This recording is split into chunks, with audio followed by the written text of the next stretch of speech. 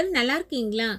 இப்போ நம்ம ஒரு ட்ரெடிஷனல் ஸ்வீட் ரெசிபி தான் செய்ய போகிறோங்க. இந்த ஸ்வீட் பார்த்தீங்கன்னா கல்யாண வீடுகளில் ரொம்பவே ஃபேமஸ். அதுவும் திருநெல்வேலி, தூத்துக்குடி, திருச்செந்தூர்லலாம் ரொம்பவே ஃபேமஸுங்க.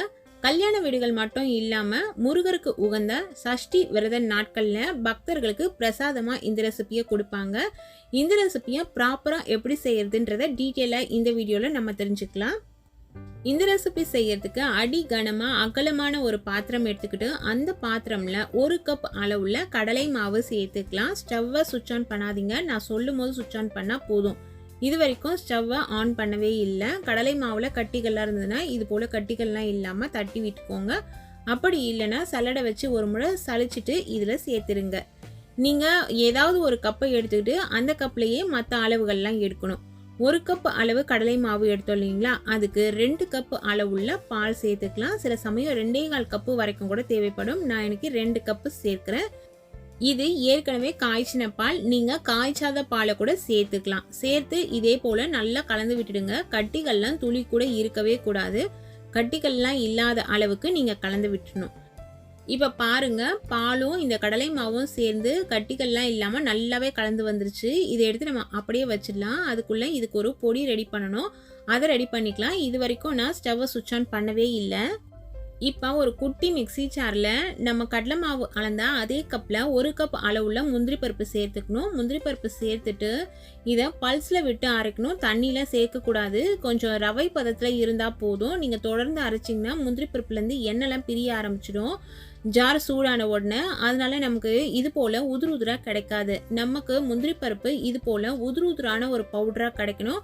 திரியாக அரைச்சிக்கணும். அதான் ரவை பதம்னு சொன்ன இல்லைங்களா, அது போல் அரைச்சி எடுத்துக்கோங்க. பல்ஸில் விட்டு அரைக்கும் பொழுது தான் உங்களுக்கு இது போல் கிடைக்கும்.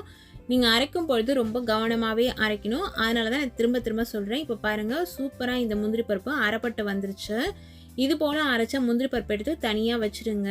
இனிமே தான் நம்ம ஏற்கனவே கலந்து வச்சோம் இல்லைங்களா கடலை மாவு, அதுக்கப்புறம் பால் சேர்த்து அதை ஸ்டவ்வில் வச்சு சுவிட்ச் ஆன் பண்ண போகிறோம்.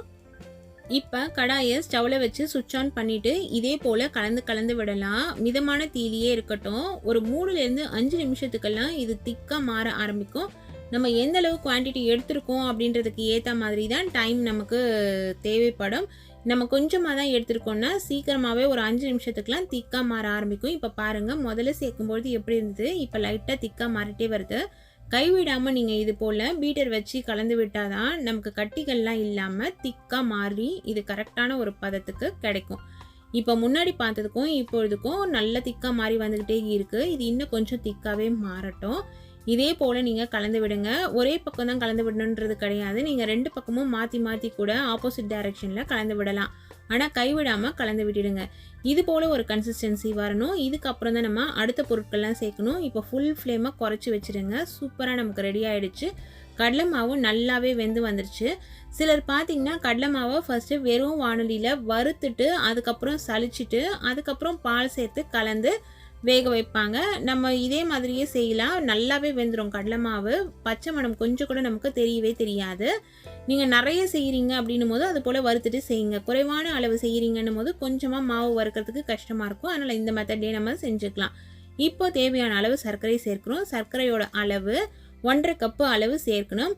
நம்ம கடலை மாவு அளந்த கப்லேயே 1.5 கப்பு அளவு சர்க்கரை சேர்த்துக்கோங்க. சர்க்கரை சேர்த்து கலந்து விடும்பொழுது இது இலகலாக மாற ஆரம்பிக்கும். 1.5 பங்கு அளவு சர்க்கரை அப்படிங்கிறது ஒரு கரெக்டான இனிப்பு இருக்கும். நீங்கள் இனிப்பு தூக்கலாக சாப்பிடுவீங்கன்னா 1.25 பங்கு அளவு கூட சேர்த்துக்கலாம்.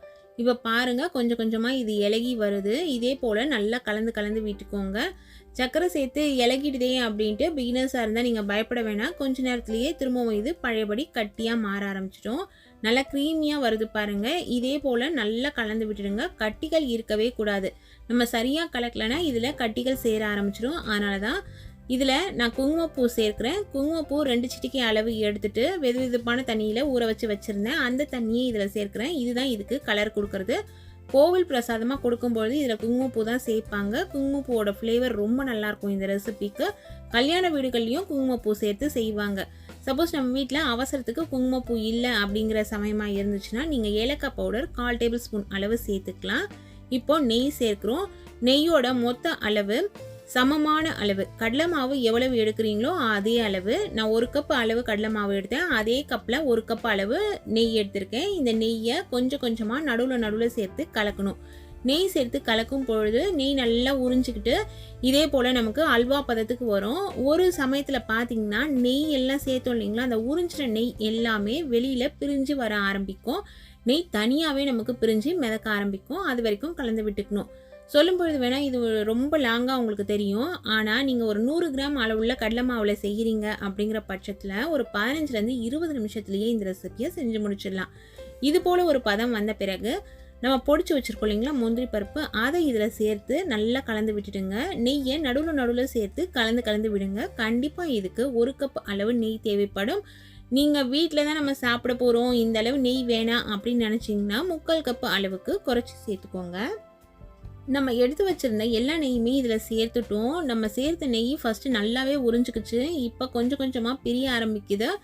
அது மட்டும் இல்லாமல் இந்த கடாயில் ஒட்டாமல் உருண்டு திரண்டு அல்வா போல் எப்படி சூப்பராக ரெடி ஆகிடுச்சு பாருங்கள். இத்தனைக்கும் நம்ம நான்ஸ்டிக் பாத்திரம் யூஸ் பண்ணல, ட்ரெடிஷ்னல் குக்வேரில் தான் நம்ம சமைச்சிட்டு இருக்கோம். அப்படி இருக்கிற பட்சத்துலேயே ஒட்டாமல் எவ்வளவு சூப்பராக அல்வா பதத்தில் ரெடி ஆகிடுச்சு பாருங்கள். நம்ம செஞ்சிட்டு இருக்க இந்த ரெசிபியோட நேமு திருப்பாகம். இந்த திருப்பாகம் முருகருக்கு உகந்த பிரசாதம். முருகரோட ஃபெஸ்டிவல்ஸ் எப்பெல்லாம் வருதோ அப்போ நம்ம வீட்டில் முருகருக்கு இந்த ரெசிபியை செஞ்சு பிரசாதமாக படைச்சி எல்லாருக்குமே கொடுக்கலாம். ஒரு எக்ஸலண்ட்டான அதே சமயத்தில் அருமையான சுவை கொண்ட ரெசிபி தான் இது. இது ஒரு ட்ரெடிஷ்னல் ஸ்வீட்டு. நிறைய பேர் இந்த ரெசிபியை டேஸ்ட் பண்ணி பார்த்துருப்பீங்க. அப்படி நீங்கள் லைஃப்பில் இந்த ரெசிபியை டேஸ்ட் பண்ணாமல் மிஸ் பண்ணியிருந்தீங்கன்னா இந்த மெத்தடில் செஞ்சு சாப்பிட்டு பாருங்கள். உண்மையிலேயே டேஸ்ட் வேறு லெவலில் இருக்குங்க. இந்த ரெசிபியை நீங்களும் உங்கள் வீட்டில் இதே பக்குவத்தில் செஞ்சு சாப்பிட்டு என்ஜாய் பண்ணுங்கள். Thank you friends.